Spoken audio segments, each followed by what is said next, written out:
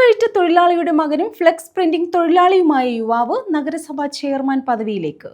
കന്നി അംഗത്തിലാണ് ശരത് ലാൽ ബെല്ലാരി കായംകുളം നഗരസഭയിലെ ചെയർമാനാകുന്നത്. CPMലെ ബീനെ 547 വോട്ടിന്റെ ഭൂരിപക്ഷത്തിലാണ് ശരത് ലാൽ പരാജയപ്പെടുത്തിയത്. LDFിൽ നിന്നും UDF പിടിച്ചെടുത്ത കായംകുളം നഗരസഭയിൽ ചെയർമാൻ പദവിയിലേക്ക് എത്തുന്നത് 29കാരനായ യുവാവാണ്. തികച്ചും അപ്രതീക്ഷിതമായാണ് ഇദ്ദേഹത്തെ തേടി ഈ നിയോഗം എത്തുന്നത്. തെങ്ങുകയറ്റ തൊഴിലാളിയുടെ മകനായ കായംകുളത്തെ ഫ്ലെക്സ് പ്രിന്റിംഗ് സ്ഥാപനത്തിലെ ജീവനക്കാരനായ ശരത്താണ് കായംകുളം നഗരസഭാ ചെയർമാൻ പദവിയിലേക്ക് എത്തുന്നത്. നഗരസഭയിലെ 4ാം വാർഡിൽ മുസ്ലിം ലീഗ് സ്ഥാനാർത്ഥിയായാണ് ഈ 29കാരൻ വിജയിച്ചത്. പട്ടികജാതി സംവരണ വാർഡാണ് ഇത്. ഇവിടേക്ക് മത്സരിക്കാൻ ആളെ തേടി നടന്ന മുസ്ലിം ലീഗ് ശരത്തിനെ കണ്ടെത്തുകയായിരുന്നു.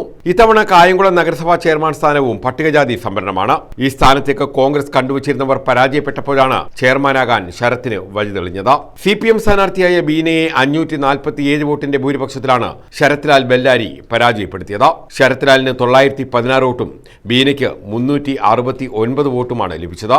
കായംകുളം പുത്തൻപുരത്തക്കതിൽ ശശി ലതാ ദമ്പതികളുടെ മകനാണ് ശരത് ലാൽ ബെല്ലാരി. ശരത് ലാൽ ബെല്ലാരി ചെയർമാനാകുന്നതോടെ അന്തരിച്ച കോൺഗ്രസ് നേതാവ് അഡ്വക്കേറ്റ് PS ബാബുരാജിന്റെ ഭാര്യ മുൻ APP advocate Prameela Baburaj vice ചെയർമാനാകാനുള്ള സാധ്യതയും വർദ്ധിച്ചു.